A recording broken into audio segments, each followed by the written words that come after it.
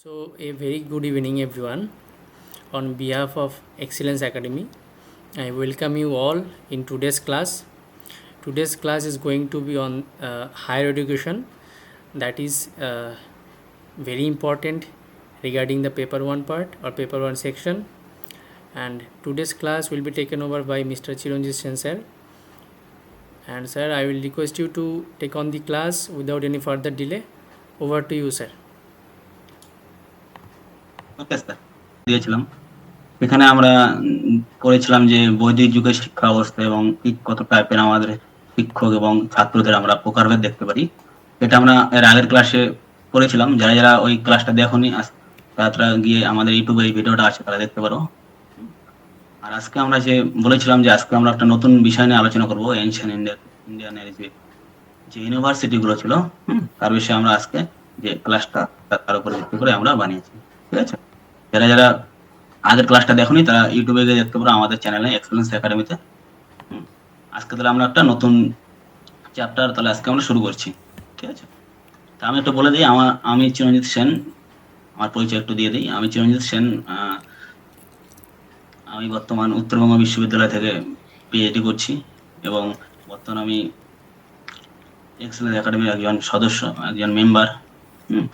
এবং আমি তোমাদের যে হায়ার এডুকেশনের যে পার্টটা আছে সেটাকে আমি নিব, ওই ক্লাসগুলো আমি নিব। তা এর আগের দিন আমি নিয়েছিলাম। যারা যারা জানো না বা যারা যারা আগের ভিডিওটাকে দেখোনি তারা গিয়ে আমাদের এই ইউটিউব চ্যানেল দেখতে পারো, এক্সেলেন্স একাডেমির যে ইউটিউব চ্যানেল আছে সেখানে গিয়ে তোমরা দেখতে পারো এই ভিডিওটাকে তোমরা। ঠিক আছে, তাহলে আজকে আমরা একটা নতুন পার্ট নিয়ে আলোচনা করছি যে এনশিয়েন্ট যে এডুকেশন সিস্টেম ছিল আমাদের প্রাচীন ভারতের। এবং সেই এডুকেশন সিস্টেমে বিভিন্ন যে আমাদের ইউনিভার্সিটিগুলো ছিল, এটা আমাদের ইউজিসি নেটের জন্য খুবই একটা ইম্পর্টেন্ট টপিক।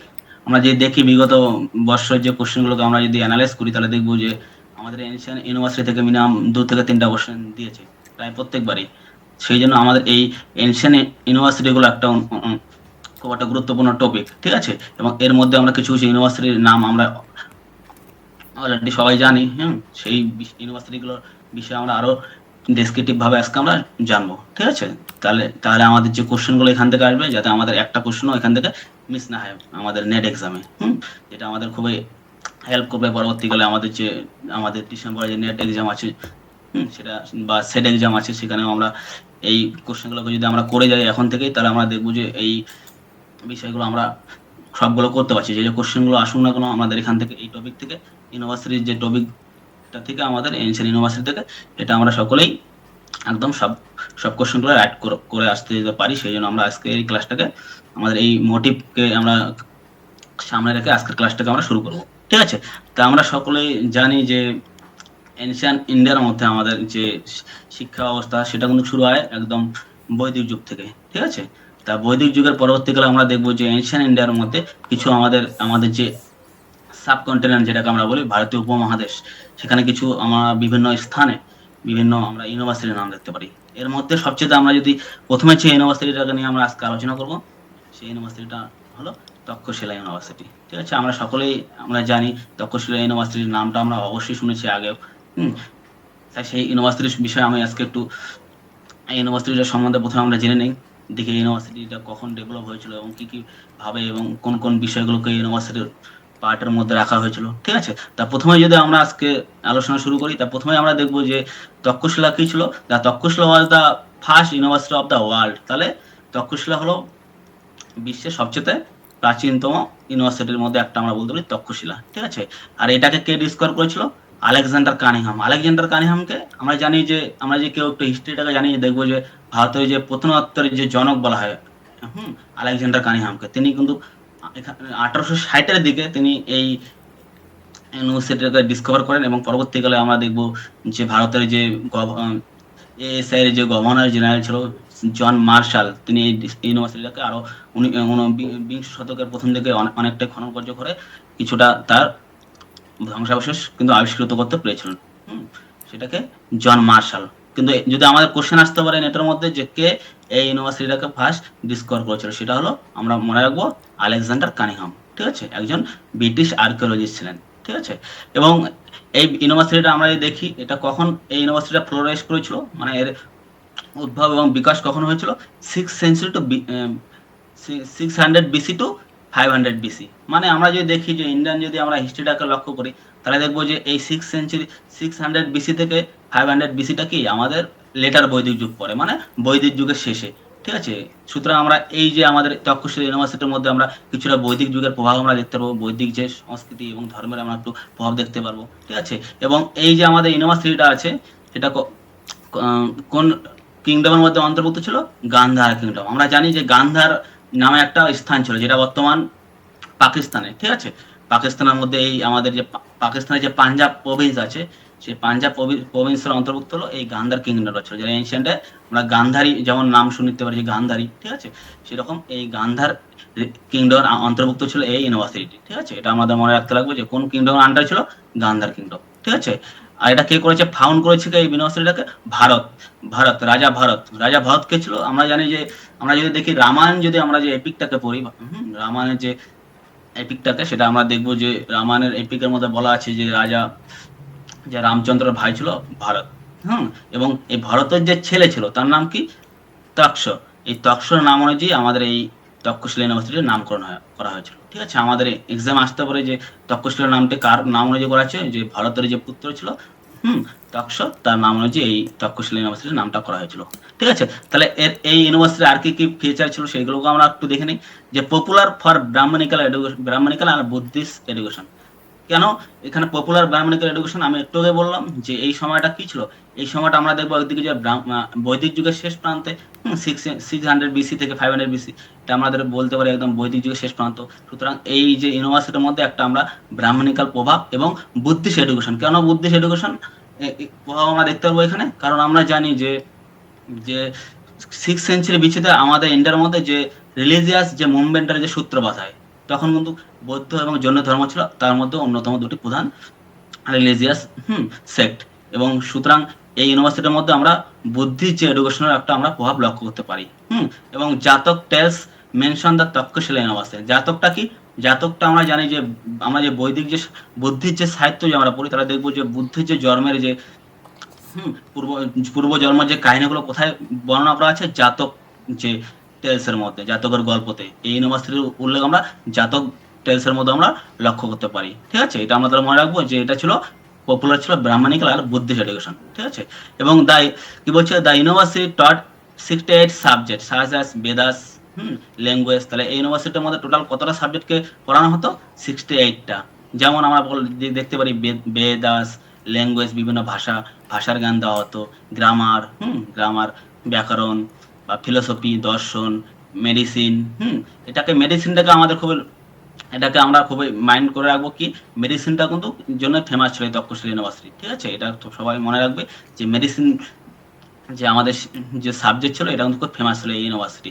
তারপর বলছে সার্জারি। ঠিক আছে, সার্জারি হতো, এই সাবজেক্টের একটা বিষয় ছিল সার্জারি এই ইউনিভার্সিটির।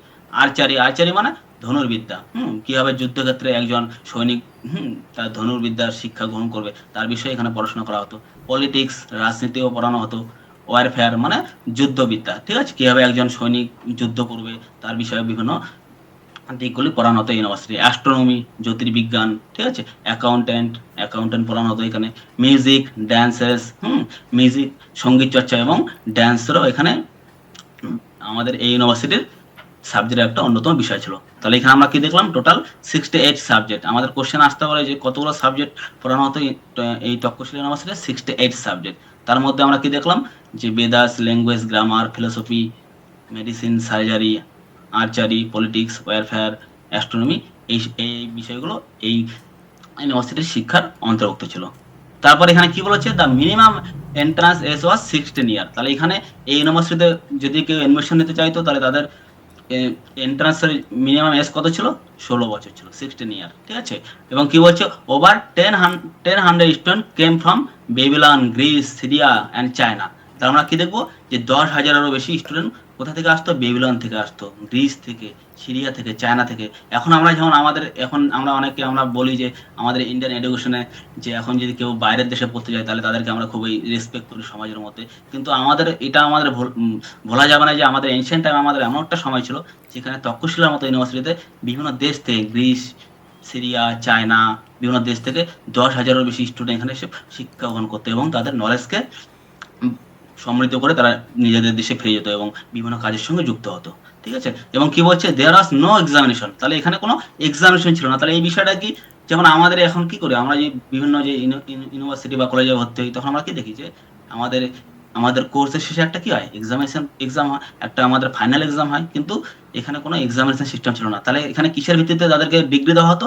যদি শিক্ষক মনে করতো সে তার শিক্ষা অবস্থাকে ফুলফিল গ্রহণ করতে পেরেছে, সুতরাং তখনই তাকে কি করা হতো, এই ইউনিভার্সিটি থেকে সে তার শিক্ষা অবস্থা শেষ করে সে তার নিজস্ব গন্তব্যস্থলে চলে যেতেন। ঠিক আছে, এবং convocation system present in this year, তাহলে কি বলছে, no examination and convocation system present in this university. তাহলে আমাদের এটা মনে রাখতে লাগবে যে এক্সামে আমাদের কোশ্চেন দিতে পারে যে following of the statement are correct about the Takshashila university. তাহলে আমরা এখানে কি দেখবো, যে there is no examination and convocation system in this university. তাহলে এখানে কোনো এক্সামিনেশন সিস্টেমও ছিল না, এবং কনভোকেশন সিস্টেম বা কনভোকেশন সেরেমনি, যেটাকে আমরা বলি সমাবর্তন, আমাদের কোনো কোর্সকে শেষ করার পর আমরা যে সেরেমনিটা আমাদের বিভিন্ন বিশ্ববিদ্যালয় থেকে দেওয়া হয়, যেটাকে আমরা সমাবর্তন অনুষ্ঠান বলি, সেই কিন্তু এই এক্সামিনেশন এবং সমাবর্তনের যে কনসেপ্টটা এই ইউনিভার্সিটির মধ্যে ছিল না। ঠিক আছে, তারপর আমরা কি দেখবো, Takshashila university was famous for medical science. আমি একটু আগে বললাম, এটা কিন্তু খুব ইম্পর্টেন্ট, ভেরি ইম্পর্টেন্ট। এই কোশ্চেনটা আমাদের বিগত বছর অনেকবার দিয়েছে যে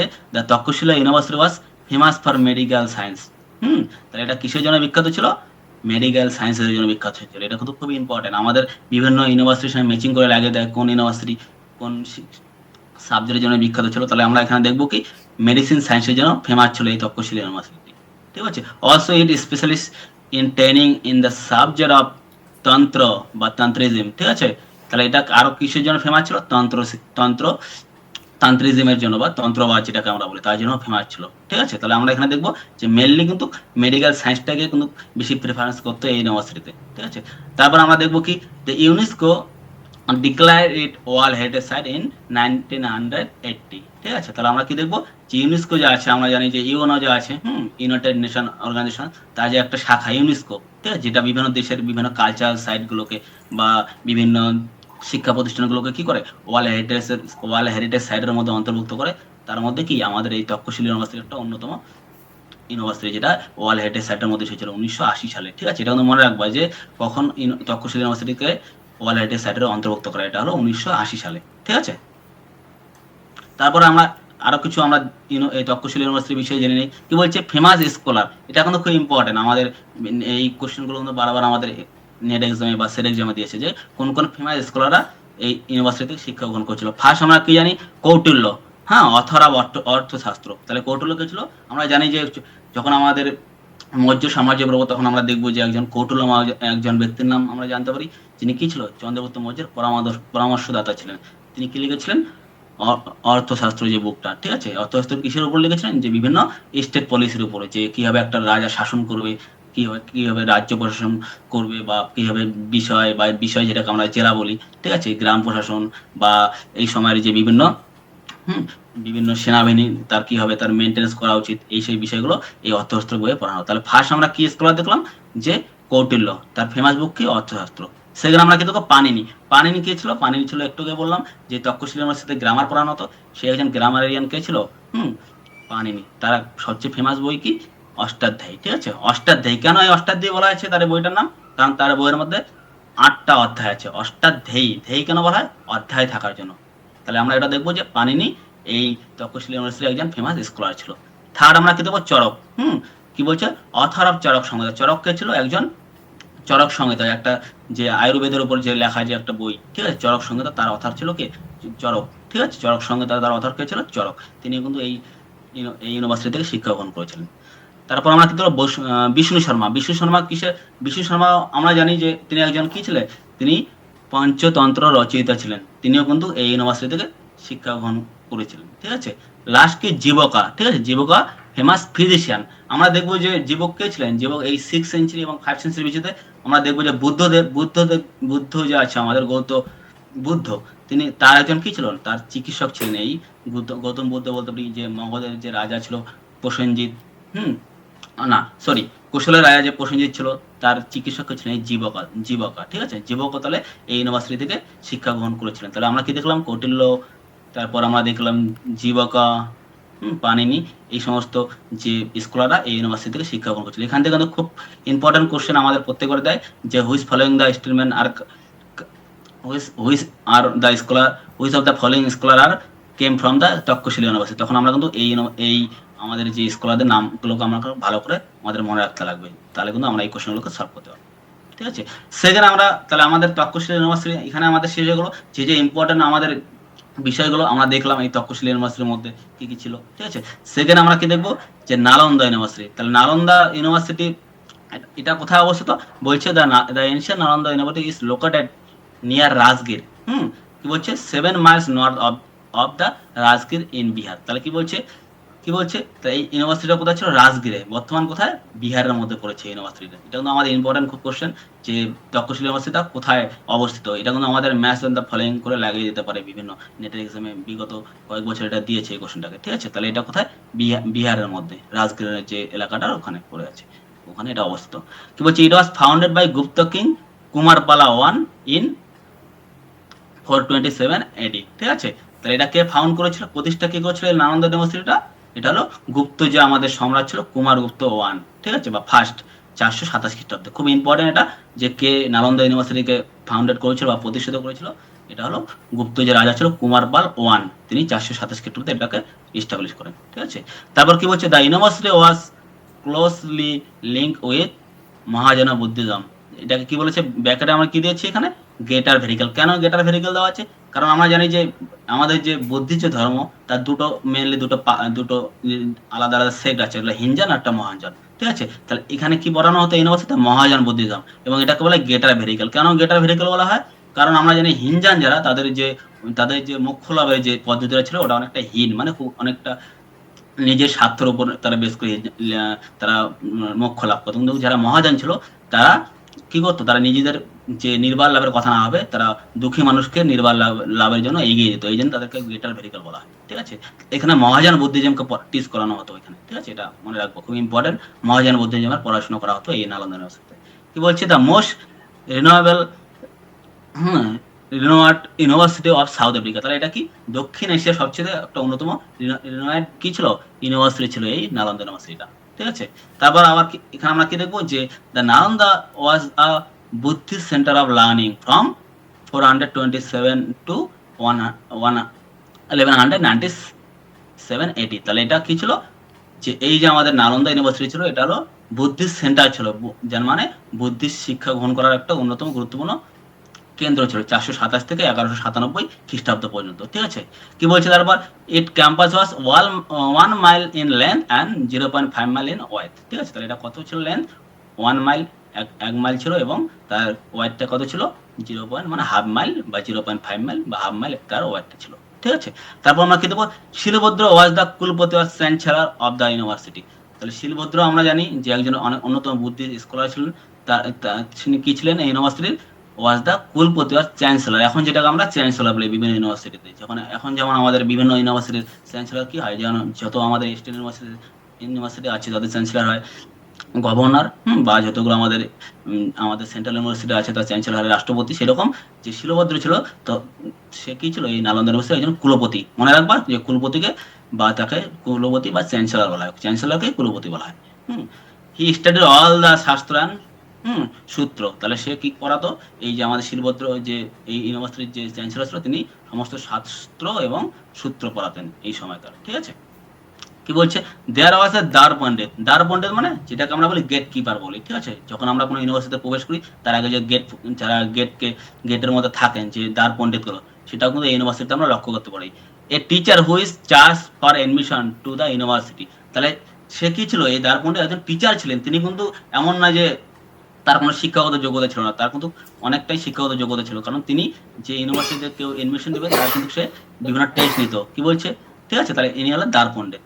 কি বলছে? 8 big halls of this university name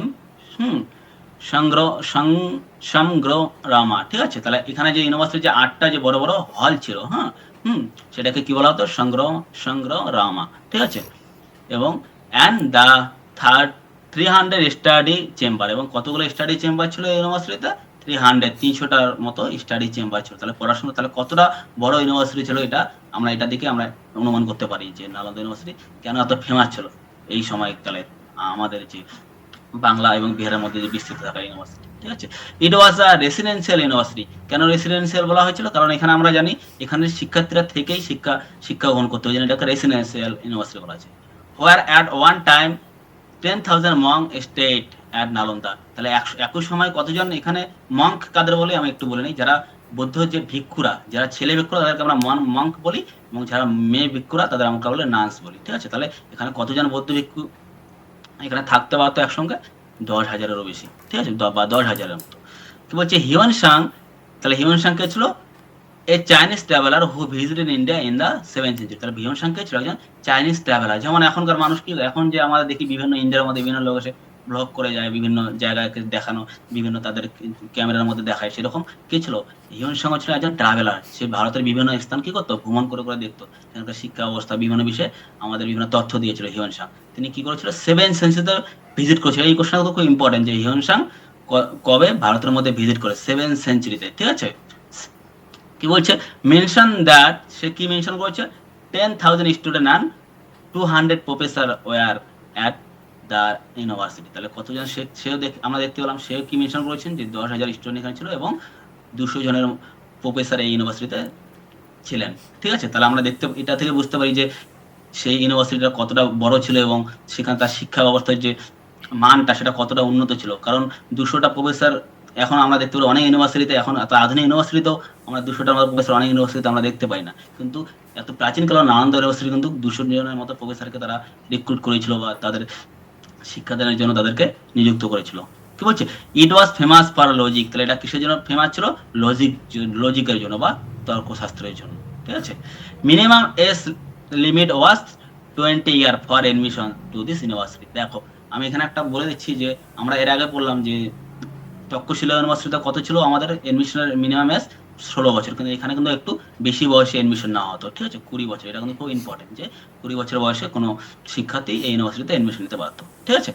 the pass rate in the entrance exam of this university was 3 out of every 10 student. তাহলে আমরা এখানে কি দেখলাম? যে এখানে যে এডমিশন যারা হতে আসতো এই ইউনিভার্সিটিতে, নালন্দা ইউনিভার্সিটিতে, তাদের যে পাস রেটটা ছিল, সেটা কত ছিল? 3 আউট অফ এভরি 10 স্টুডেন্ট। মানে প্রত্যেক 10 জন ছাত্রের মধ্যে 3 জন এখানে এডমিশন পেত। মানে আমরা বলতে পারি যে এখানে আমরা 30% স্টুডেন্ট এখানে এই ইউনিভার্সিটিতে পড়ার সুযোগ পেত, যারা এই ইউনিভার্সিটিতে এডমিশনের জন্য যারা অ্যাপ্লাই করতো, ঠিক আছে। তারপর কি বলছে? It had a massive library call Dharmaganj. এটা খুব ইম্পর্টেন্ট যে এর যে একটা বড় একটা লাইব্রেরি ছিল, বিরাট বড় একটা লাইব্রেরি ছিল, সেটাকে আমরা কি বলি? ধর্মগঞ্জ বলি। এটা খুব ইম্পর্টেন্ট আমাদের এক্সামের জন্য, ধর্মগঞ্জ। বা এটাকে আমরা কি বলতে পারি? The mountain of knowledge. মানে যেটাকে আমরা বলি জ্ঞানের যে পর্বত, মাউন্টেন অফ নলেজ, ঠিক আছে। তাহলে এর যে বিশাল যে লাইব্রেরিটাকে কি বলা হতো? মাউন্টেন অফ নলেজ বা ধর্মগঞ্জ বলা হতো। এবং কি বলছে? It had 9 storage. তাহলে এটা কত তল ছিল? যুক্ত ছিল 9, মানে 9 তল যুক্ত এটা আমাদের লাইব্রেরি ছিল। তাহলে কতটা বড় লাইব্রেরি ছিল সেটা আমরা দেখেই বুঝতে পারছি যে কত বড় ইউনিভার্সিটি। তাহলে সেখানে কতটা বই ছিল এই ইউনিভার্সিটির মধ্যে, কতটা স্টাডি ছিল, এই স্টাডির জন্য ম্যাটেরিয়াল ছিল। এখানে আমরা বিভিন্ন প্রতিনিধিগুলো এই ইউনিভার্সিটিতে দেখতে পারবো, ঠিক আছে। The library had 3 department. তাহলে এই লাইব্রেরিতে 3টা যে ডিপার্টমেন্ট ছিল সেটাকে আমরা কি বলি? Known as রত্নাসাগর, Ratna Dadhi and রত্ন রঞ্জক, ঠিক আছে। তো এটা খুব ইম্পর্টেন্ট যে আমাদের কোশ্চেন দিতে পারে the which of the following library related to Nalanda university. তখন আমরা কি বলবো? যে রত্নাসাগর, রত্নদধি আর রত্নরঞ্জক, ঠিক আছে। খুব ইম্পর্টেন্ট এটা আমাদের জন্য, এক্সামের জন্য। এটাকে ভালো করে আমাদের দেখতে হবে, ভালো করে এটাকে আমরা পড়ে নেব, ভালো করে আমরা এটাকে আমাদের যে আমাদের নোটবুক আছে সেখানে আমরা অ্যাড করে নেবো আমাদের, ঠিক আছে। কি বলছে? Bakhtiyar Khalji destroy the university at the end of the 12th century। তাহলে কি বলছে? বক্তের খলজি কে ছিল? আমাদের জানি যে ভারতে যে তুর্কি আক্রমণ হয় আমাদের দ্বাদশ শতাব্দীর শেষের দিকে, সেই একজন তুর্কি সেনাপতি কে ছিল? বক্তের খলজি। তিনি কিন্তু এই ইউনিভার্সিটিকে ডিস্ট্রয় করেছিল, ধ্বংস করেছিলেন, ঠিক আছে। এটা ইম্পর্টেন্ট দিতে পারে আমাদের এক্সামে, যদি এখন এই কোশ্চেনটাকে দেয়নি, ঠিক আছে, তবে ভবিষ্যতে দিতেও পারে এটা আমাদের জন্য। সেই জন্য আমাদের জেনে রাখাটা খুবই জরুরি এটাকে, ঠিক আছে। কি বলছে? 100 লেকচার পার ডে, ঠিক আছে। এটা কিন্তু খুব ইম্পর্টেন্ট, যে প্রত্যেক দিন 100 লেকচার দেওয়া হতো। এখানে 100টা করে লেকচার এই প্রত্যেকদিন এই ইউনিভার্সিটিতে দেওয়া হতো। তাহলে বুঝতে পারছো যে তাহলে কতটা সমৃদ্ধ ছিল এই ইউনিভার্সিটির মধ্যে জ্ঞানটা, ঠিক আছে। যে প্রত্যেকদিন 100টা করে লেকচার দেওয়া কিন্তু খুব আমাদের জন্য অতটা ইজি ব্যাপার না। তাহলে আমরা দেখতে পাবো যে প্রত্যেকদিন 100টা করে লেকচার দেওয়া হতো university. The highest academic title was kulapati. একটু আগে আমি বললাম যে এই ইউনিভার্সিটির মধ্যে হাইয়েস্ট যে একাডেমিক যে আমাদের টাইটেল ছিল কুলপতি, যেটাকে আমরা একটু বললাম দ্য চ্যান্সেলর বললাম, ঠিক আছে, বা or the head of the institution, বা ইনস্টিটিউশনের যে প্রধান ছিলেন সেটাকে আমরা কি বলি কুলপতি বা চ্যান্সেলর বলতে পারি, বা the head of the institution বলতে পারি। কি বলছে তারপর নেক্সট টাইটেল আবার হুম হুম তারপর কি বলছে দ্য নেক্সট টাইটেল ওয়াজ, এখানে আমি একটা বলছি, এখানে একটু আমাদের ইয়াতে মিস্টেক হয়ে গেছে, ঠিক আছে। এখানে কি হবে, দ্য নেক্সট টাইটেল ওয়াজ, এটা তোমরা লিখে নাও, দ্য নেক্সট টাইটেল ওয়াজ পণ্ডিত, ঠিক আছে। পণ্ডিত কেন বলা হচ্ছে, যারা যারা এইখানকার যে শিক্ষা ব্যবস্থা গ্রহণ করে, যারা একটু গ্রেট, যারা একটু বেশি নলেজ গ্রহণ করতে, তাদেরকে আমরা পণ্ডিত বলি। এখানে তোমরা এটাকে নিয়ে নিবে, ঠিক আছে, পণ্ডিত হবে এটাকে, ঠিক আছে, ঠিক আছে। তারপর হচ্ছে the university progress at a Lord in the Gupta dynasty. আমি একটু আগে বললাম এই ইউনিভার্সিটি কখন, এই ইউনিভার্সিটিটাকে প্রতিষ্ঠা করা হয়েছিল গুপ্ত যুগে। তাহলে আমরা দেখবো যে এই ইউনিভার্সিটির মধ্যে যে গুপ্ত যুগে এর কিন্তু বিশালটা প্রোগ্রেস হয়েছিল, অনেকটা প্রোগ্রেস আমরা এই গুপ্ত যুগে দেখতে পাবো, ঠিক আছে। কি বলছে ইন দ্য ইয়ার 2010, তাহলে 2010 সালে আমরা কি দেখতে পাই, a new Nalanda university was set up, একটা নতুন নালন্দা ইউনিভার্সিটি সেট আপ করা হয়, ঠিক আছে, কোথায়, in Bihar, as a central university, একটা কেন্দ্রীয় বিদ্যালয় হিসাবে, বিশ্ববিদ্যালয় হিসাবে, with the help of Japan, Thailand and Laos. তাহলে জাপান, থাইল্যান্ড, লাওস, তারপর আমরা এখানে আরো দেখবো কিছু অস্ট্রেলিয়া, বিভিন্ন জায়গা থেকে কি করা হয়েছিল, তাদের হেল্প নিয়ে ইউনিভার্সিটিটাকে পুনরায় কি করা হয়, এস্টাবলিশ করা হয় 2010 সালে, ঠিক আছে। কি বলছে এটা আমি অ্যাড করেছি, এটা কিন্তু তোমরা কোনো জায়গায় দেখতে পারবে না, আমি এটা এই এই ইনফরমেশনটাকে অ্যাড করেছি। দ্য ফার্স্ট ভাইস চ্যান্সেলর ওয়াজ গোপা সাবরাওয়াল, ঠিক আছে। তাহলে ফার্স্ট ভাইস চ্যান্সেলর কে ছিল, গোপাল সাবরাওয়াল ছিলেন। এটা কিন্তু খুব ইম্পর্টেন্ট, এখনো দেয়নি, কিন্তু আমাদের এন্টের জানি আমরা কোনো ঠিক নেই কখন কি কোশ্চেন দিয়ে দেয়, আমি এই জন্য এটাকে অ্যাড করে দিয়েছি। গোপাল সাবরাওয়াল কিন্তু ফার্স্ট ভাইস চ্যান্সেলর ছিল এই ইউনিভার্সিটির, ঠিক আছে, যখন এটাকে পুনরুদ্ধার করা হয়। কি বলছে, UNESCO declare it a heritage site in 2016। তাহলে ইউনেস্কো এটাকে কবে হেরিটেজ সাইট হিসেবে ডিক্লেয়ার করে, 2016 সালে। এটা আমাদের খুব ইম্পর্টেন্ট, ঠিক আছে, এটা কিন্তু অনেকবার দিয়েছে। তারপর এখান থেকে আমরা কিছু ফেমাস স্কলারের নাম আমরা দেখে নিই, ঠিক আছে। স্যার একটু জুম করবেন, হ্যাঁ স্যার। কি বলছে ফার্স্ট কি, ধর্মপালা, ঠিক আছে, ঠিক আছে। তাহলে ফার্স্ট আমরা এখানে কি দেখবো, ধর্মপালা, বুদ্ধির স্কলার ছিল, তিনি কিন্তু এই ইউনিভার্সিটি থেকে বিলং করতেন। সেকেন্ড আমরা কি দেখবো, বসুবন্ধু, ঠিক আছে, greatest Buddhist philosopher and exponent, কি বলছে, এক্সপোনেন্ট অফ যোগাচার্য স্কুল। তাহলে একজন গ্রেটেস্ট যে বসুবন্ধু কি ছিলেন, এই ইউনিভার্সিটির একজন গ্রেটেস্ট স্কলার ছিলেন, যিনি যোগাচার্যের উপর কি ছিলেন, তার দক্ষতা ছিল, ঠিক আছে। তাহলে বসুবন্ধু, তারপর আমরা দেখবো ধর্মপাল, তারপর কি দেখবো, থার্ড আমরা কি দেখবো, ধর্মকীর্তি। ধর্মকীর্তি কে ছিলেন, the eminent Buddhist logician and philosopher. তাই একজন অন্যতম গুরুত্ব এমিনেন্ট বুদ্ধিস্ট লজিশিয়ান ছিলেন কে, ধর্মকীর্তি। তিনিও কিন্তু এই আমাদের নালন্দা বিশ্ববিদ্যালয় থেকে বিলঙ্গিং করতেন, ঠিক আছে। তারপর কি হচ্ছে Asanga, a great philosopher and Yogacharya of the Yogacharya school. তাহলে অসঙ্গ কে ছিলেন, একজন গ্রেট ফিলোসফার ছিলেন, যিনি কি ছিলেন, যোগাযোগ স্কুলের সঙ্গে রিলেটেড ছিলেন। তিনি কিন্তু এই আমাদের নালন্দা বিশ্ববিদ্যালয় থেকে বিলং করতেন, একজন গ্রেটেস্ট ফেমাস স্কলার ছিলেন। তারপর কি বলছে, চন্দ্র গৌমিন। চন্দ্র গৌমিন কে ছিলেন, তিনিও কিন্তু একজন অন্যতম ফেমাস বুদ্ধিস্ট স্কলার ছিল। আমি একটু বললাম এই ইউনিভার্সিটিটা মেন কিসের উপর ছিল, যে বুদ্ধিস্ট ইউনিভার্সিটি ছিল। সুতরাং আমরা এখানে যে বুদ্ধিস্ট যে স্কলার গুলোকে আমরা দেখতে পাবো, যেমন চন্দ্র গৌমিন বললাম, অসঙ্গ, ঠিক আছে। তারপর আমরা কি দেখবো, হর্ষবর্ধনা, ঠিক আছে। কি বলছে, যে হর্ষবর্ধন যে ছিলেন, আমরা জানি তিনি কিন্তু এই ইউনিভার্সিটি থেকে জানা যায়, তিনি এখান থেকে পড়াশোনা করছেন। হর্ষবর্ধন কে ছিলেন, একজন একজন কিং ছিলেন, যিনি কোনো যে রাজা ছিলেন, হর্ষবর্ধন পুষ্যবতী বংশের যে রাজা, তিনি কিন্তু এই ইউনিভার্সিটি থেকে শিক্ষা গ্রহণ করছেন। তারপর আমরা কিন্তু আর্যদেব, ঠিক আছে, আর্যদেব, তিনি একজন গ্রেটেস্ট ফিলোসফার ছিলেন, যিনি মাধ্যমিক স্কুলের প্রতিষ্ঠাতা ছিলেন, তিনি এই ইউনিভার্সিটি থেকে বিলং করতেন, ঠিক আছে। তারপর আমরা দেখবো নাগার্জুন, ঠিক আছে। নাগার্জুনের নামও আমরা আগে সবাই শুনেছি, কি ছিলেন, একজন অন্যতম বুদ্ধিস্ট স্কলার ছিলেন। তিনিও কিন্তু এই স্কলার এবং ফিলোসফার ছিলেন, তিনিও এই এই বিশ্ববিদ্যালয় থেকে বিলং করতেন। এবং পরে দেখবো পদ্ম সম্ভব, তিনি কি, এটা কিন্তু আমাদের খুব ইম্পর্টেন্ট, ঠিক আছে, আমাদের এই কোশ্চেনে এক্সামে দিতে পারে, যে পদ্ম সম্ভবকে তিনি কিন্তু এই বিশ্ববিদ্যালয় থেকে শিক্ষা গ্রহণ করেই কিন্তু তিনি কিন্তু তিব্বতে গিয়েছিলেন, কি করার জন্য, বুদ্ধিস্ট যে রিলিজনকে স্প্রেড করার জন্য, ঠিক আছে। তাহলে খুব ইম্পর্টেন্ট, আমাদের এক্সামে দিতে পারে যে কোন নালন্দার যে স্কলার তিব্বতের মধ্যে বৌদ্ধ ধর্ম স্প্রেড করেছিলেন, বিস্তার করেছিলেন, তিনি কিন্তু পদ্ম সম্ভব। এটা কিন্তু খুব ইম্পর্টেন্ট। তারপর আমরা দেখবো হিউয়েন সাং। এটা তো আমরা জানি, একটু বললাম, হিউয়েন সাং একজন চাইনিজ ট্রাভেলার ছিলেন, যিনি নালন্দা বিশ্ববিদ্যালয়ে এসেছিলেন 7th century AD তে, ঠিক আছে। তারপর আমরা কি দেখবো, কমলা শিলা, ঠিক আছে। কমলা শিলা কিন্তু খুব ইম্পর্টেন্ট, তিনিও কিন্তু এই ইউনিভার্সিটি থেকে শিক্ষা গ্রহণের পর তিব্বতের মধ্যে বৌদ্ধ ধর্মের বিকাশ বা প্রচার ঘটিয়েছিলেন। ঠিক আছে, তারপর আমরা দেখবো স্থিরমতি। স্থিরমতি তিনিও তিব্বতে গিয়েছিলেন ইউনিভার্সিটি পড়াশোনা করার পর। তারপর আমরা দেখবো বুদ্ধকীর্তি। ঠিক আছে, বুদ্ধকীর্তি সেম, তিনিও তিব্বতে গিয়েছিলেন। তাহলে আমাদের এখান থেকে কোশ্চেন দিতে পারে কারা কারা কোন স্কলাররা যারা নালন্দা থেকে শিক্ষা গ্রহণের পর তিব্বতে তার বৌদ্ধ ধর্মের বিকাশের জন্য প্রচারের জন্য গিয়েছিলেন। তাহলে আমরা এখানে দেখবো বুদ্ধকীর্তি, স্থিরমতি, কমলাশিলা। ঠিক আছে, এই স্কলারগুলোর নাম আমরা বলবো। ঠিক আছে, তারপর আমরা কি দেখবো যে শান্তি রক্ষিত। ঠিক আছে, এটা আমরা দেখবো এখানে ফেমাস স্কলার ছিল কিন্তু এই নালন্দা ইউনিভার্সিটি শান্তি রক্ষিত। তাহলে কে ছিলেন?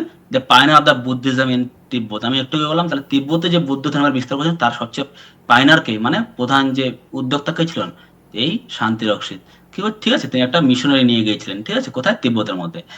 He was the pioneer of the propagating of Buddhism in Tibet in the 8th century. কবে? 8th century। ঠিক আছে, a greater scholar, philosopher and teacher of the Mahayana tradition। মনে রাখবা যে আমরা একটু আগে বললাম যে এই যেহেতু নালন্দা ইউনিভার্সিটিটা মহাযান বুদ্ধিজমের উপর পড়াশোনা হতো, সুতরাং তিনি মহাযান বুদ্ধিজমের একজন গ্রেটেস্ট কি ছিলেন? ফিলোসফার, টিচার ছিলেন। ঠিক আছে, he led the foundation of Buddhism in Tibet. এটা তো আমি বলে দিলাম।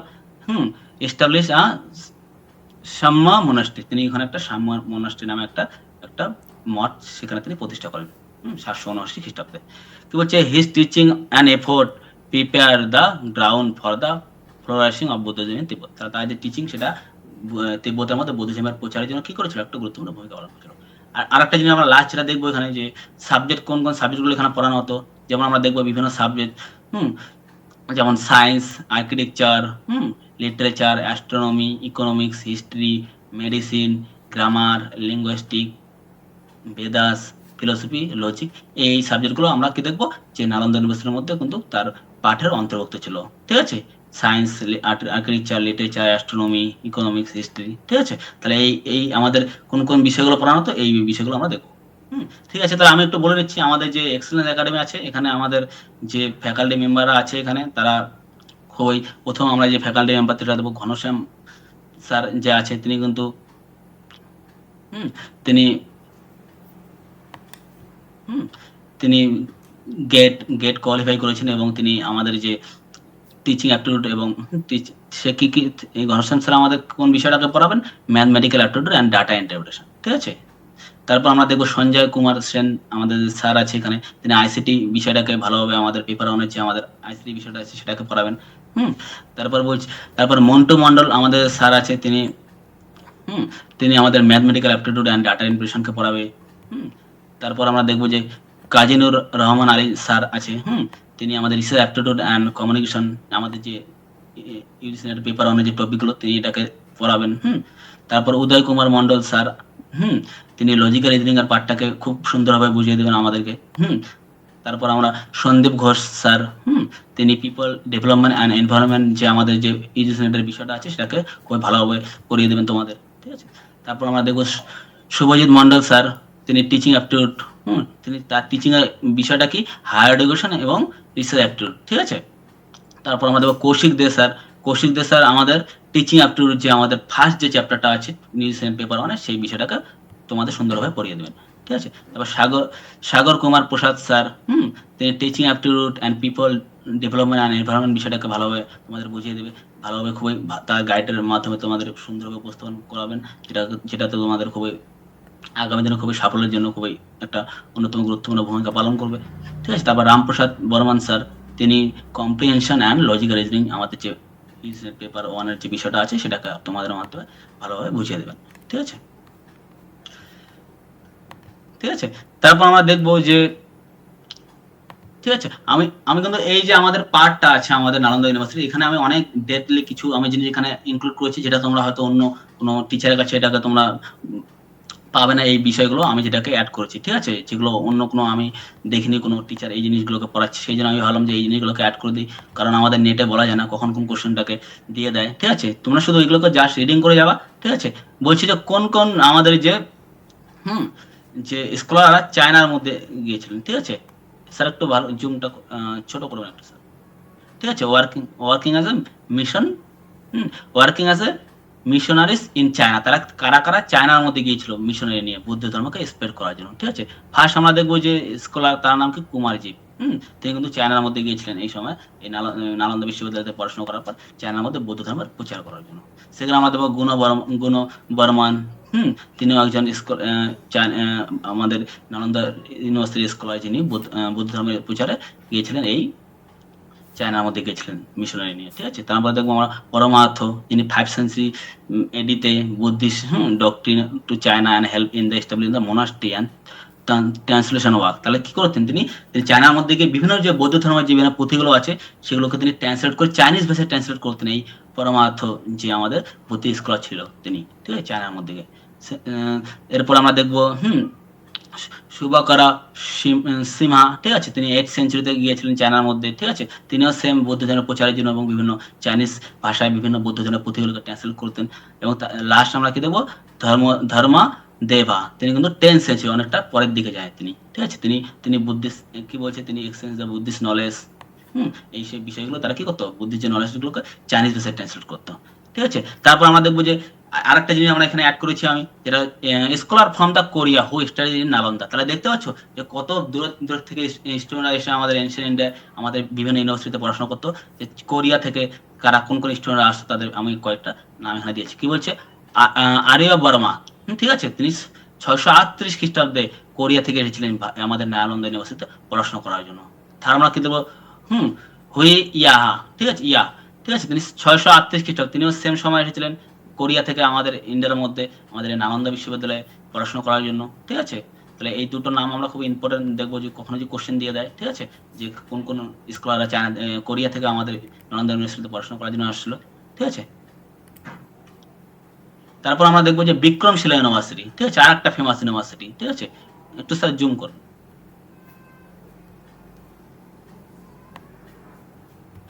তাহলে বিক্রমশিলা ইউনিভার্সিটিতে এটা কোন টাইমের মধ্যে ইউনিভার্সিটিটা ফ্লোরিশ করেছিল, 800 খ্রিস্টাব্দ থেকে 1023 খ্রিস্টাব্দ এরই পর্যন্ত। ঠিক আছে, তা কি বলছে যে Vikramashila university was the set up by the emperor Dharmapala Pala dynasty in 8th century. তাহলে আমরা দেখবো যে পাল যে ডাইনেস্টি ছিল বাংলার মধ্যে, বাংলা বিহারে বিস্তৃত, সেই পাল ডাইনেস্টির একজন রাজা ছিল ধর্মপাল, তিনি কিন্তু এই বিক্রমশিলা ইউনিভার্সিটিটাকে প্রতিষ্ঠিত করেছিলেন 8th সেঞ্চুরিতে। ঠিক আছে, তাহলে location is Bhagalpur district of Bihar. তাহলে বর্তমান যে বিহারের ভাগলপুর ডিস্ট্রিক্ট আছে সেখানে এই ইউনিভার্সিটি বর্তমান অবস্থিত। ঠিক আছে, in the north bank of the river Ganga. ঠিক আছে, তাহলে গঙ্গা নদীর উত্তর নর্থ ব্যাঙ্কে কি ছিল, ইউনিভার্সিটিটা অবস্থিত আছে। ঠিক আছে, এবং কি বলছে এটা ইন এন্টিচাক ভিলেজ। তাহলে তো কোন ভিলেজের মধ্যে কখনো দিয়ে দেয়, কোন ভিলেজ, এন্টিচাক ভিলেজের মধ্যে এটা অবস্থিত বর্তমান। ঠিক আছে, the university was famous for religious teaching. তাহলে ধর্মীয় শিক্ষার জন্য এই ইউনিভার্সিটি খুবই ফেমাস ছিল।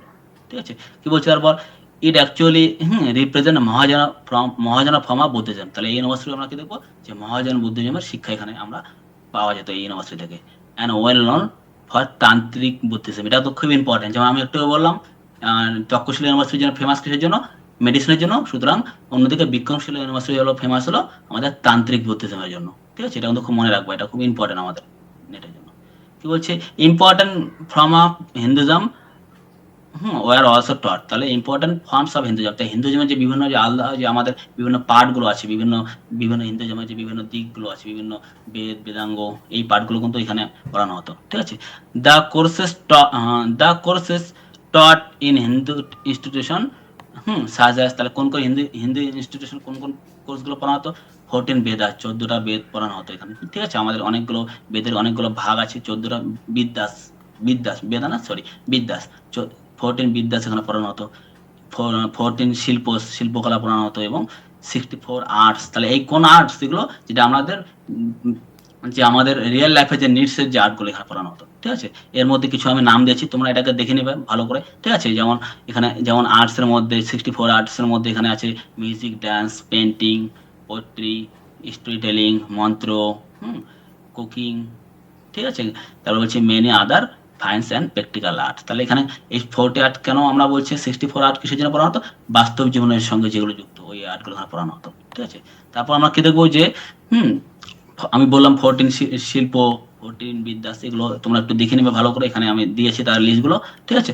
তারপর আমাদের হচ্ছে মহায়ানা অ্যান্ড তান্ত্রিক বুদ্ধিজম। একটু আগে বললাম এটা কেন ইম্পর্টেন্ট, আমি এখানে আলাদাভাবে কেন এখানে করানো হয়েছে, কারণ এটা মহাযান বুদ্ধিজমের জন্য ফেমাস ছিল, এবং তান্ত্রিক বুদ্ধিজম, ঠিক আছে। কারণ মহাযান বুদ্ধিজমের একটা পার্ট হলো তান্ত্রিক বুদ্ধিজম, যেখানে বিভিন্ন তন্ত্র মন্ত্র নিয়ে বিভিন্ন রিলিজিয়াস অ্যাক্টিভিটি করা হতো, ঠিক আছে।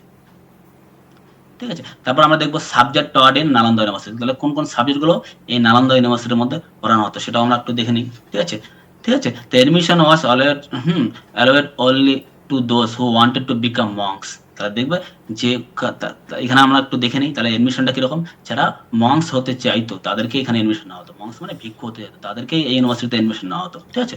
The university is famous for its Tibet connection. তাহলে কেন এটাকে বললাম, একটু আগে আমরা দেখলাম যে তিব্বতের মধ্যে কতজন এখান থেকে যে স্কলাররা বৌদ্ধ ধর্মের প্রচার করতে গেছিল, এই জন্য এই ইউনিভার্সিটি কিন্তু খুব ইম্পর্টেন্ট, যে তিব্বতীয় কানেকশনের জন্য এই ইউনিভার্সিটি ফেমাস ছিল, ঠিক আছে। কেননা তিব্বতের মধ্যে অনেক স্কলার এই ইউনিভার্সিটি থেকে বৌদ্ধ ধর্মের প্রচারে গিয়েছিলেন, ঠিক আছে। তারপর হচ্ছে Mahasthavir was the highest authority. তাহলে মহাস্তবীর কি এখানকার হাইয়েস্ট অথরিটি, বা যেটাকে আমরা ভাইস চ্যান্সেলর বলতে পারি, ঠিক আছে, মহাস্তবীর বলি।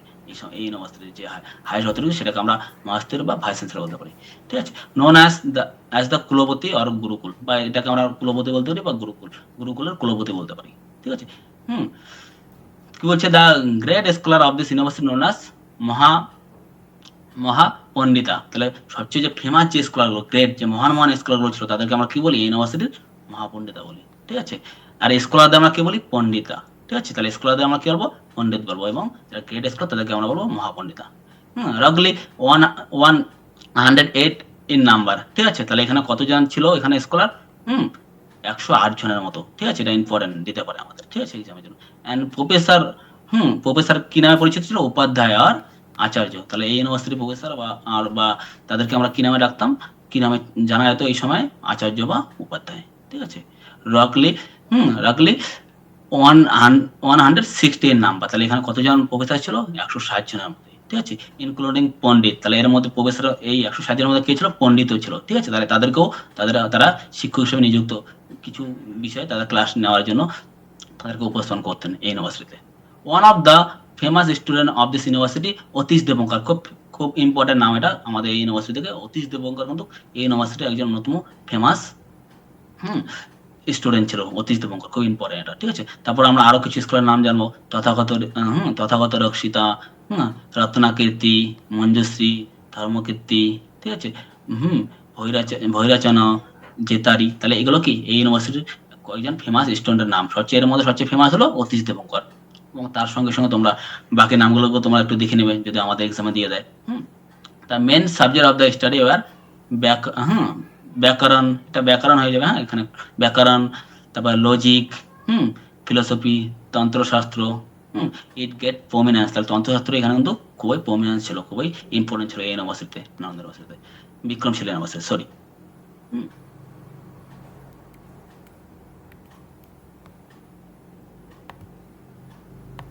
ঠিক আছে, এটা বিক্রমশিলা ইউনিভার্সিটিতে হবে, ঠিক আছে। তারপর কি বলছে, দ্য ইউনিভার্সিটি হ্যাজ 6 কলেজেস, ঠিক আছে। তাহলে এই ইউনিভার্সিটিতে কতগুলো কলেজ ছিল আমরা দেখবো, যে এখানে টোটাল 6টা কলেজ ছিল। And the central building or central হল, এবং একটা সেন্ট্রাল বিল্ডিং এবং একটা সেন্ট্রাল হল ছিল, সেটাকে আমরা কি বলি, বিজ্ঞান ভবন, ঠিক আছে। এটা মনে রাখবো, খুব ইম্পর্টেন্ট, যে এখানকার যে সেন্ট্রাল বিল্ডিংটাকে আমরা কি বলি, বিজ্ঞান ভবন বলি বা হাউস অফ সায়েন্স বলি, ঠিক আছে। তারপর আমরা দেখবো বিক্রমশিলা ইউনিভার্সিটির যে জুম করবেন স্যার, ঠিক আছে।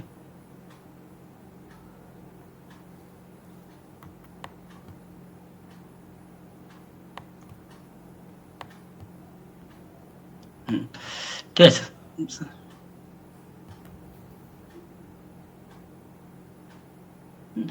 তারপর আমরা দেখবো যে এই ইউনিভার্সিটির মধ্যে আমরা দেখবো যে 6 জন কি ছিল, গেট কিপার ছিল, যেটাকে আমরা দ্বার পণ্ডিত বলি, ঠিক আছে। আমি এটাকে খুব ডিসক্রাইবলি এটাকে আমি লিখেছি, কারণ আমাদের এক্সামে দিতে পারে, আমাদের যেহেতু খুব ইম্পর্টেন্ট ইউনিভার্সিটিটা। রত্না শান্তি, যিনি ছিলেন কি একজন ফেমাস, একজন অন্যতম লজিশিয়ান ছিল এই সময়কার, ঠিক আছে। তিনি কোন গেটের দায়িত্ব ছিলেন, ইস্টার্ন গেট, ঠিক আছে, পূর্ব দিকের গেটের জন্য। তারপর আমরা দেখবো ভেগিস ভরণ কীর্তি, ঠিক আছে,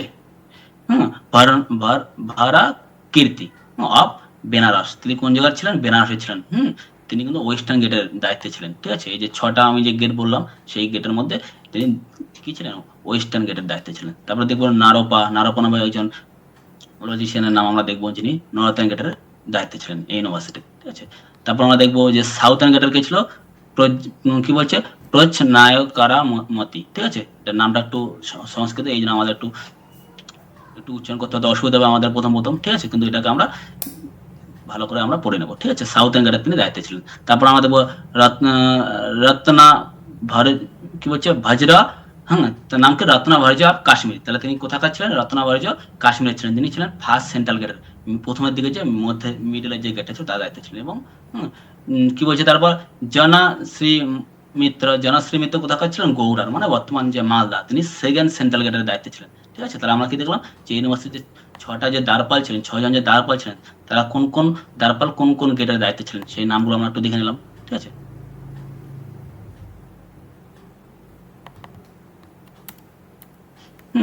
তারপর আমরা দেখবো কি যে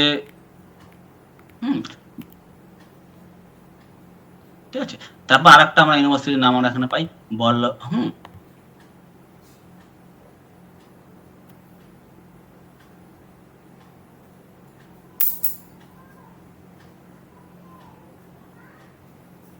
ঠিক আছে। তারপর আমরা দেখবো আমাদের আরেকটা ফেমাস এখানকার যে ইউনিভার্সিটি এই আমাদের প্রাচীন যুগে, সেটা হলো বল্লভ ইউনিভার্সিটি, ঠিক আছে। তা Vallabh university was established by in Saurashtra. তাহলে এটা কোথায় প্রতিষ্ঠা করা হচ্ছে, সৌরাষ্ট্র, মানে বর্তমান আমাদের যে গুজরাট, ঠিক আছে, গুজরাট, ওটাকে গুজরাটের মধ্যে একটা অঞ্চল, সেটার নাম হলো সৌরাষ্ট্র, ঠিক আছে।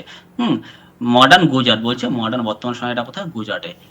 In around the 6th century by কি, মৈত্রক ডাইনেস্টি। তাহলে গুজরাটের মধ্যে একটা ডাইনেস্টি, তার নাম কি, মৈত্রক ডাইনেস্টি, যিনি 6th centuryতে এই ইউনিভার্সিটিটাকে কি করেছিলেন, প্রতিষ্ঠা করেছিলেন, ঠিক আছে। খুব ইম্পর্টেন্ট, মৈত্রক ডাইনেস্টি এটা ফাউন্ডেড করা হয়। It flourish for 600 year till 12th century C. তাহলে এটা কতদিন এটা তার ফ্লোরাইজ করেছিল ইউনিভার্সিটিটা, প্রায় 600 বছরের মতো সময়, ঠিক আছে। It had 6000 monks. তাহলে এখানে কতগুলো মংস ছিল, ভিক্ষু ছিল এখানে 6000-এর মতো, ঠিক আছে। It was greatest centre of learning as glorious as Nalanda. Great centre of learning as glorious as Nalanda. তাহলে এটা অনেকটা নালন্দার মতোই কি ছিল, খ্যাতি ছিল এই ইউনিভার্সিটি, ঠিক আছে। মনে রাখতে লাগবে, বল্লভ ইউনিভার্সিটি কিন্তু নালন্দা ইউনিভার্সিটির মতো একজন খ্যাতি সম্পন্ন ইউনিভার্সিটি ছিল আমাদের এনশিয়েন্ট ইন্ডিয়ায়, ঠিক আছে। তাহলে তারপরে আমরা দেখবো এখানে কোন কোন যে চাইনিজ ট্রাভেলার গুলো এখানে ভিজিট করেছিল, আমাদের খুব প্রমিনেন্ট যে চাইনিজ ট্রাভেলার গুলো, ঠিক আছে। তারপরে আমরা এখানে দেখবো যে হিউয়েন সাং, আমি একটু বললাম যে হিউয়েন সাং, যেটা একটু আমরা বললাম যে তিনি নালন্দা ইউনিভার্সিটিতে ভিজিট করেছেন। তিনি কিন্তু আমি বললাম না, তিনি যেহেতু চায়না থেকে এসেছিলেন, তিনি ভারতের বিভিন্ন অঞ্চলে ঘুরে ঘুরে তিনি বিভিন্ন জায়গায় পরিদর্শন করতেন, সুতরাং তিনি নালন্দার সঙ্গে সঙ্গে এই বল্লভ ইউনিভার্সিটিতে ভিজিট করেছিলেন, ঠিক আছে।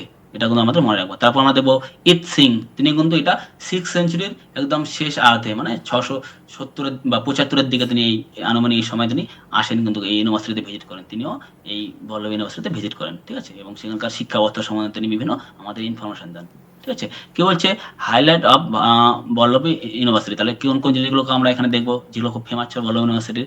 The major centre for building, কি বলছে দেখো, বলছে a major centre for building Buddhist learning. তাহলে কি বলছে, সরি এখানে একটু স্লাইডটা ছোট হওয়ার জন্য একটু বলতে এখানে আমাদের একটু মিস্টেক হয়েছে।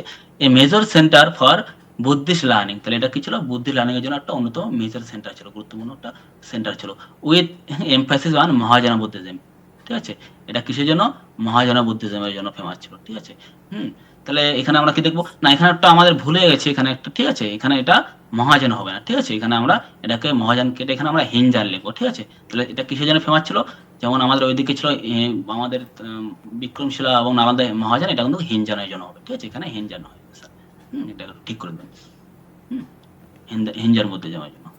Subject included Buddhism, grammar, logic, medicine, art, literature, commerce and more. তাহলে এখানে আর্টস, বিভিন্ন গ্রামার, বুদ্ধিজম, লজিক, মেডিসিন, এই সাবজেক্টগুলো এখানে পড়ানো হতো, ঠিক আছে। Known for its well organise curriculum and discipline. তাহলে এখানে খুবই সুন্দরভাবে তার কারিকুলামগুলো এখানে অর্গানাইজ করা হতো ইউনিভার্সিটিতে। Actors scholar and student from different reason. তাহলে বিভিন্ন রিজন থেকে এখানেও বিভিন্ন ছাত্ররা এখানে পড়াশোনা করার জন্য আসতো, ঠিক আছে, ভারতের বিভিন্ন অঞ্চল থেকে, ঠিক আছে।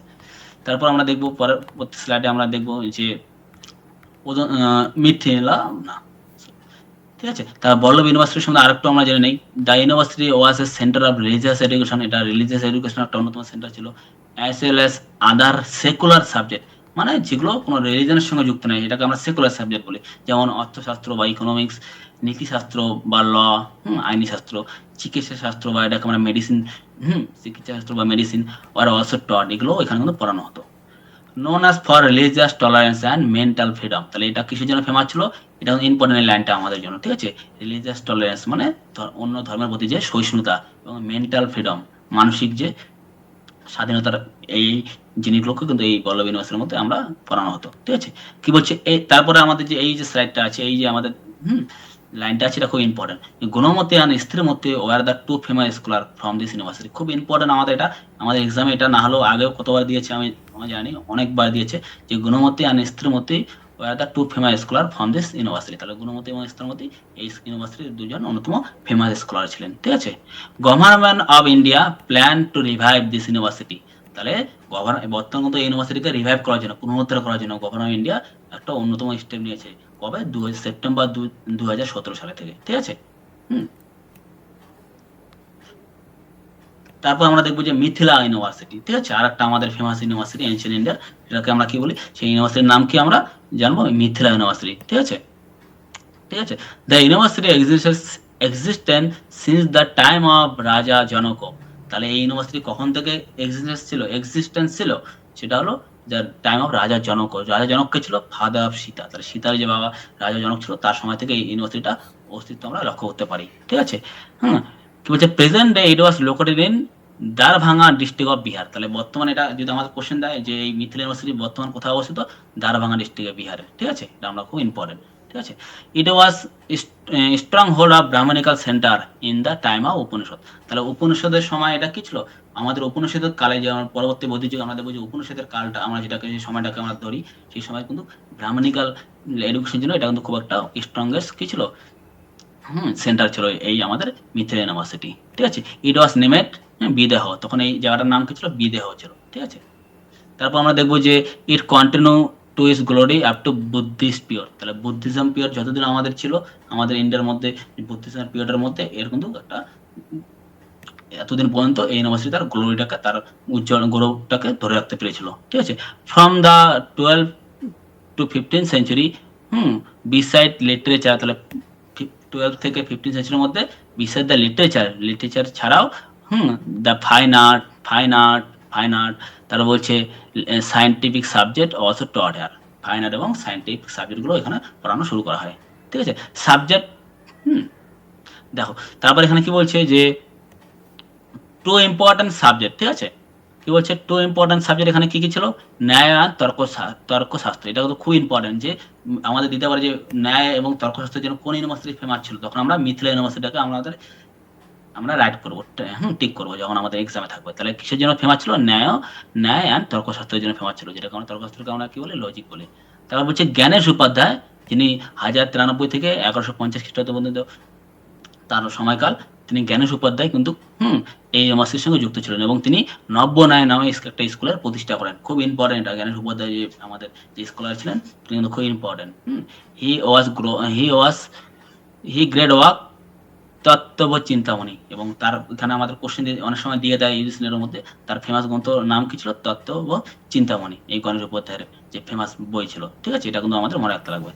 তারপর বলছে কি, দ্য সাবজেক্ট টট, তাহলে এখানে কোন কোন সাবজেক্টগুলো পড়ানো হতো, বেদাস, বেদাঙ্গ, ন্যায়, তারপরে তর্কশাস্ত্র, এটা তো বললাম একটু আগে, literature, grammar, philosophy, fine art, architect, এই বিষয়গুলো, অ্যাস্ট্রোনমি, মেডিসিন, তাহলে এই জিনিসগুলো কিন্তু মোটামুটি এই ইউনিভার্সিটির মধ্যে, মিথিলা ইউনিভার্সিটির মধ্যে পড়ানো হতো, ঠিক আছে। তো এটা আমাদের হয়ে গেল মিথিলা ইউনিভার্সিটি, ঠিক আছে। তারপর কি বলছি, এটা আমরা জানি যে এটা একটা কি ছিল, বুদ্ধিস্ট একটা, আমরা কি বলতে, এটা একটা বুদ্ধিস্ট যে গ্রেট সেন্টার ছিল, একটা বুদ্ধিস্ট লার্নিং এর জন্য, ঠিক আছে। এটাও আমরা দেখবো যে বুদ্ধিস্ট লার্নিং এর একটা অন্যতম গুরুত্বপূর্ণ এই উদন্তপুরী ইউনিভার্সিটি কিন্তু ছিল, যেটাকে ধর্মপাল প্রতিষ্ঠা করেন, ঠিক আছে। এটাই আমাদের গেল উদন্ত ইউনিভার্সিটি, উদন্তপুরী ইউনিভার্সিটি সম্বন্ধে আমাদের সংক্ষিপ্ত ধারণা, ঠিক আছে, যেটা আমাদের ইম্পর্টেন্ট, যেটা আমাদের এক্সামে সেটা আমি বলে দিলাম, ঠিক আছে। ঠিক আছে। তারপর আমি কি দেখবো যে এরপর আমরা দেখবো যে অদন্তপুরী ইউনিভার্সিটি, ঠিক আছে। এর আগে আমি কি বললাম, এর আগে আমি যেটা পড়িয়ে দিলাম, এখন আমরা কি আসবো, অদন্তপুরী ইউনিভার্সিটি, ঠিক আছে। তাহলে এটা কিসের জন্য ফেমাস ছিল, বুদ্ধিস্ট লার্নিং এর জন্য, ঠিক আছে। তো Odantapuri university was established by Dharmapala of the Pala dynasty, ঠিক আছে।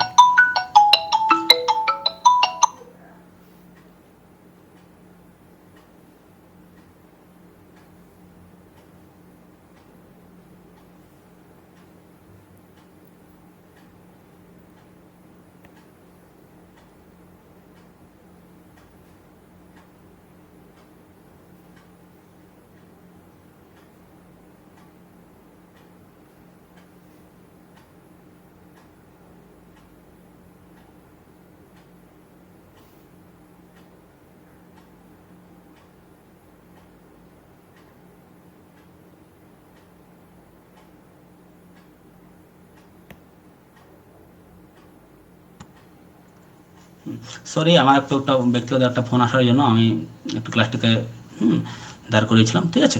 তা এখন আমরা আবার শুরু করি, ঠিক আছে। কি বলছে যে অদন্তপুরী যে আমাদের ইউনিভার্সিটি আছে সেটা কিসের জন্য, সেটা কে প্রতিষ্ঠা করে, ধর্মপালা অফ দ্য পালা ডাইনেস্টি। তাহলে পাল বংশের যে রাজা ধর্মপাল কিন্তু এটাকেও প্রতিষ্ঠা করেন অদন্তপুরী ইউনিভার্সিটি, ঠিক আছে। It was currently located in Magadha Bihar. তাহলে বর্তমান যে মগধ যে বিহারে যে পড়েছে, যে মগধ জায়গাটা, সেখানে এটা বর্তমান অবস্থিত আছে এই ইউনিভার্সিটিটা। Famous for the Acharya Shri Ganga, famous professor Acharya Shri Ganga. তাহলে এখানকার ফেমাস প্রফেসর কে ছিল, খুব ইম্পর্টেন্ট, যে আচার্য শ্রী গঙ্গা কিন্তু এখানকার ফেমাস প্রফেসর ছিলেন, ঠিক আছে।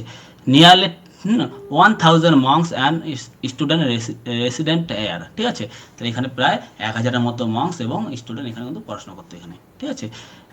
কি বলছে, স্টুডেন্ট অলসো কেম ফ্রম তিব্বত, এবং এখানে তিব্বত থেকে কিন্তু স্টুডেন্টরা এখানে পড়তে আসতো এই আমাদের এই অদন্তপুরী ইউনিভার্সিটিতে, ঠিক আছে। তারপরে আমি এখানে বললাম আচার্য শ্রী গঙ্গা, ঠিক আছে। তা বলছে তারপর আমাদের এখানে কিছু পরে যেগুলো বিষয় আছে তোমরা একটু দেখে নেবা, হ্যাঁ, ঠিক আছে। তারপর বলছে আমাদের জগদ্দল ইউনিভার্সিটি, এটা খুব আমাদের একটা খুব ফেমাস ইউনিভার্সিটি। কি বলছে, ফাউন্ডেড বাই কিং রামাপাল। তাহলে জগদ্দল ইউনিভার্সিটিটা কে এটাকে প্রতিষ্ঠা করেছিলেন, কিং রামপাল বা রামাপাল, ঠিক আছে। It was the centre of Vajrayana sector of Buddhism. তাহলে বুদ্ধিজমের যে বজ্রযান সেক্টরটা, এখানে কিন্তু এটার পড়াশোনা করা হতো জগদ্দল ইউনিভার্সিটি, খুব ইম্পর্টেন্ট আমাদের জন্য, যে বজ্রযান শাখার এখানে পড়াশোনা করা হতো বুদ্ধিজমের। Located in Varendra in a north ancient north Bengal. Varendra বলতে বর্তমান নর্থ বেঙ্গল, অনেকে এটাকে ভুল করে নিবা, এটা হলো এনশিয়ান নর্থ বেঙ্গল, এবং এটা কোথায় অবস্থিত, বর্তমান বাংলাদেশের মধ্যে অবস্থিত, ঠিক আছে। Some of the famous scholar from this university আর কি বলছে, বিভূতি চন্দ্র।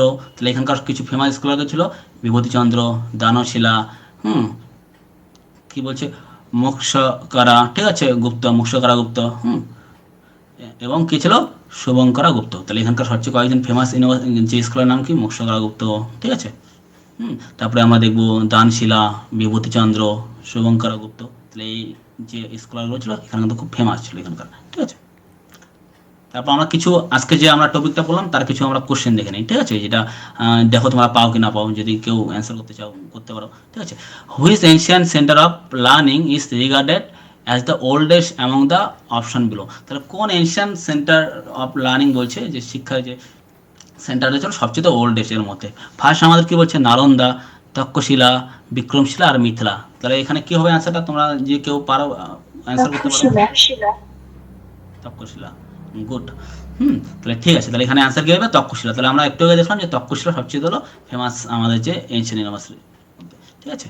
তারপর হচ্ছে which ancient institution was declared an UNESCO world heritage site in 1980। তাহলে কোন ইউনিভার্সিটি, কোন আমাদের এনশিয়ান ইনস্টিটিউশনকে 1980 সালে ওয়ার্ল্ড হেরিটেজ ইউনেস্কো হেরিটেজ সাইটে ডিক্লেয়ার করা হয়, ঠিক আছে। বলছে নালন্দা, বিক্রমশিলা, তক্ষশিলা আর বল্লভী, ঠিক আছে। তাহলে এখানে কি হবে অ্যান্সারটা, এখানে আমাদের অ্যান্সার হয়ে যাবে, আমরা একটু আগে দেখলাম 1980 সালে কোনটাকে ইউনেস্কো হেরিটেজ সাইট ডিক্লেয়ার করা হয়, এটা আমাদের অ্যান্সার হয়ে যাবে তক্ষশিলা, ঠিক আছে। ঠিক আছে, তোমরা দেখে নেবে। তারপর হচ্ছে which ancient university was situated on the bank of the river Ganga. তাহলে কোন আমাদের যে এনশিয়ান ইউনিভার্সিটিটা ছিল সেটা গঙ্গা নদীর তীরে কি ছিল, অবস্থিত ছিল। বলছে নালন্দা, পুষ্পগিরি, ঠিক আছে, বিক্রমশিলা, তক্ষশিলা। তাহলে এখানে অ্যান্সার কি হবে তোমরা কেউ বলতে পারবে?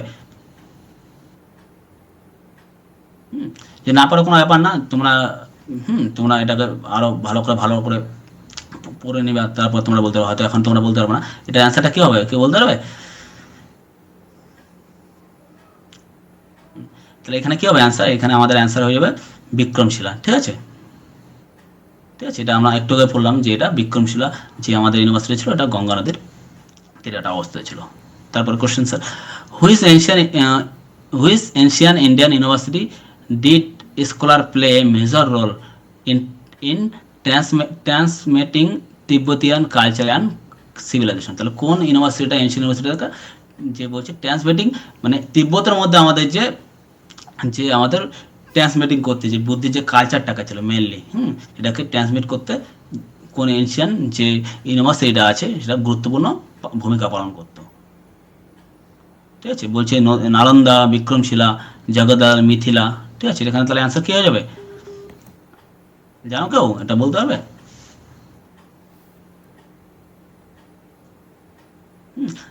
তাহলে এটা কি হবে, আমাদের অ্যান্সার একটু বললাম, এটা অ্যান্সার হবে বিক্রমশিলা ইউনিভার্সিটি। ঠিক আছে, আমরা একটু দেখলাম যে বিক্রমশিলা ইউনিভার্সিটিতে কত অনেক যে স্কলাররা তারা গিয়েছিল তিব্বতের মধ্যে বৌদ্ধ ধর্মকে প্রচার করার জন্য, সুতরাং ওখান থেকে আমরা এই কোশ্চেনটা এখানে দেওয়া হয়েছে। তাহলে এখানে অ্যান্সার কি আসবে, বিক্রমশিলা ইউনিভার্সিটি।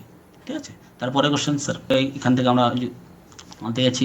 ঠিক আছে, কি বলছে, question tested the association of the Chinese scholar Hiuen Tsang বা জ্যাং বলছে এখানে with ancient Indian learning which is correct. তাহলে হিউয়েন সাং যে ছিল আমাদের চাইনিজ ট্রাভেলার, সে কোন লার্নিংয়ের সঙ্গে যুক্ত ছিল? আমরা একটু আগে দেখলাম তিনি কিসের সঙ্গে যুক্ত ছিল, হি স্টাডিজ অপশন বি যোগাশাস্ত্র। এটা কিন্তু খুব ইম্পর্টেন্ট। তাহলে হিউয়েন সাং কোন বিষয়ে পড়াশোনা করেছিলেন, হি স্টাডিজ যোগাশাস্ত্র।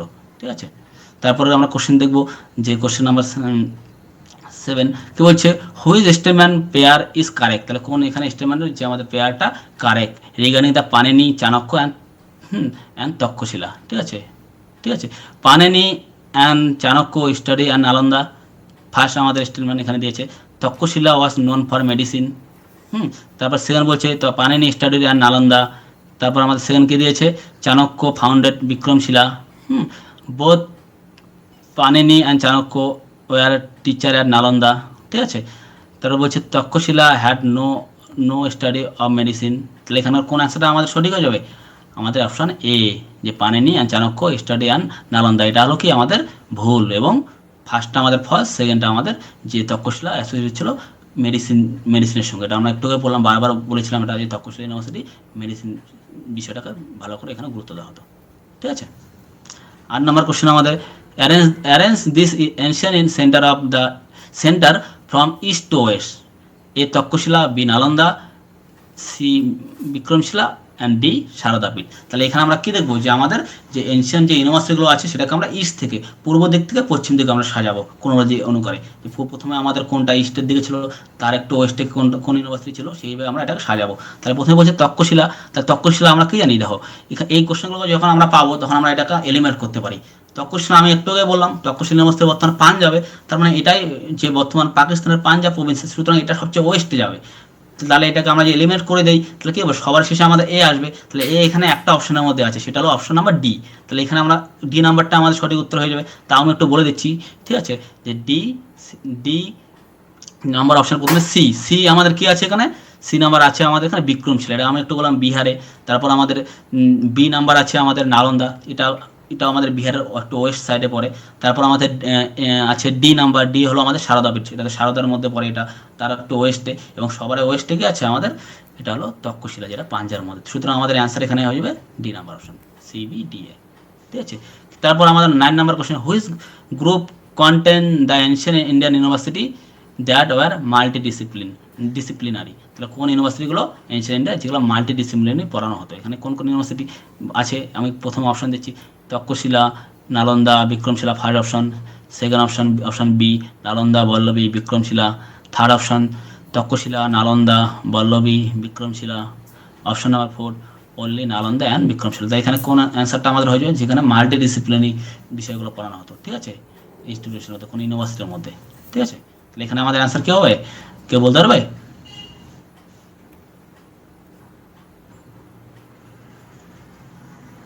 তাহলে এখানে আমাদের অ্যান্সার হয়ে যাবে সম্ভবত, এখানে আমাদের answer A,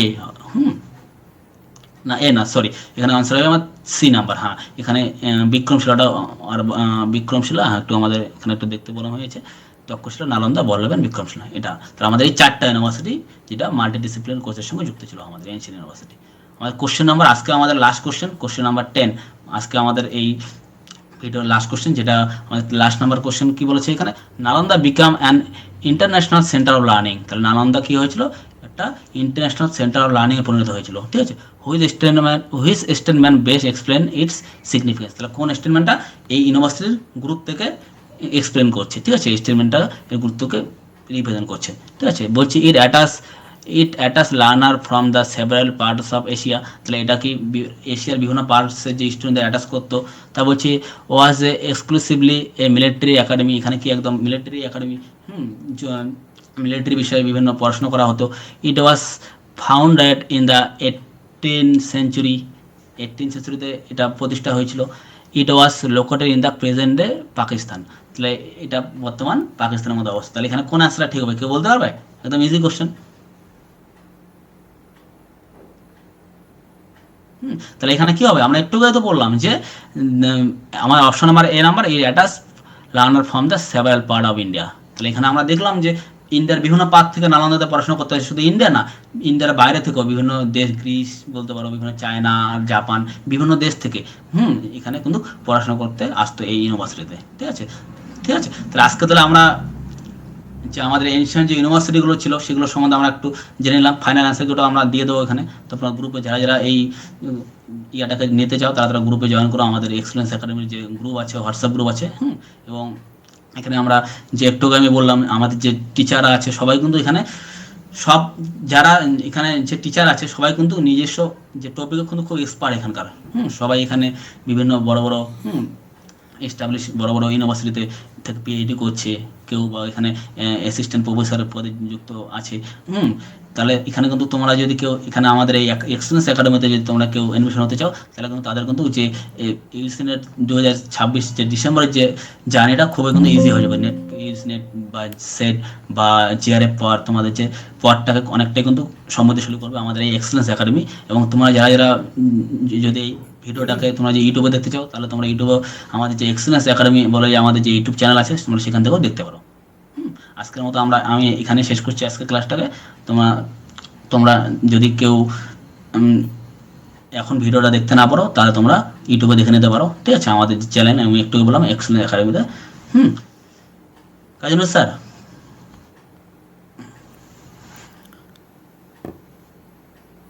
thank you so much sir, thank you so much sir for your wonderful lessons. যদি তোমাদের মধ্যে কারো কোনো কোয়েশ্চেন্স থাকে, আজকের ক্লাসের ব্যাপারে জিজ্ঞাসা থাকে, স্যারকে জিজ্ঞাসা করতে পারো।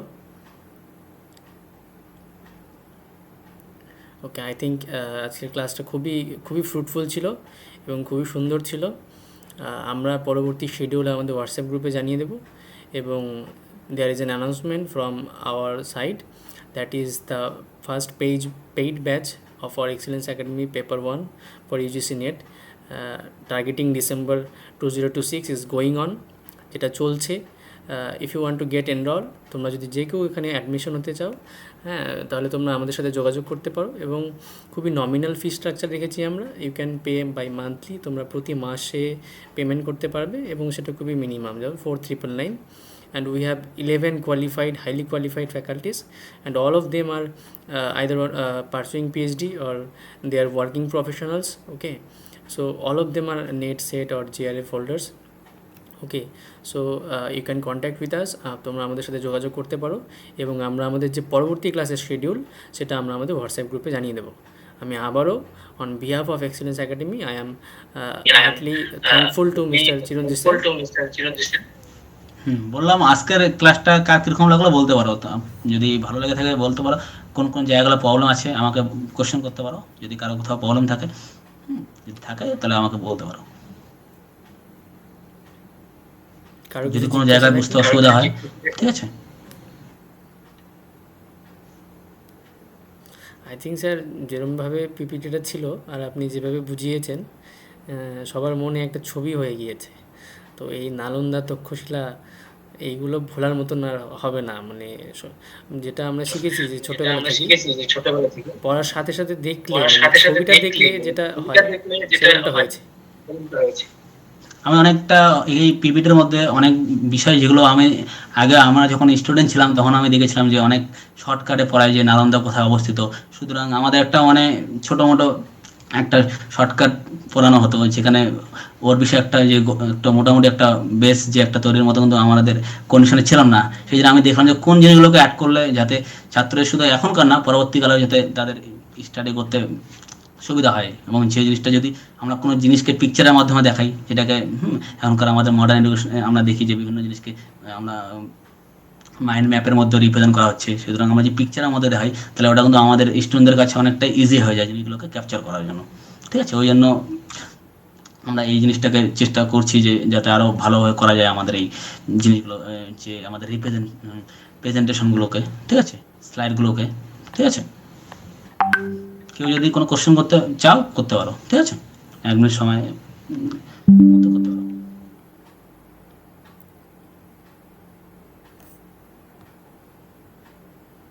কারো কোনো কোয়েরি থাকলে জিজ্ঞাসা করো, otherwise will end today's meeting.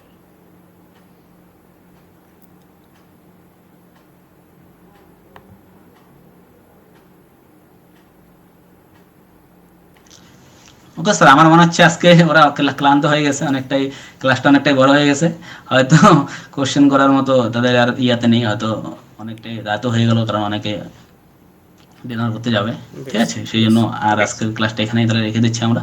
ঠিক আছে sir, thank you everyone, thank you, thank you everyone. Will see you. Okay, thank you. Thank you, sir.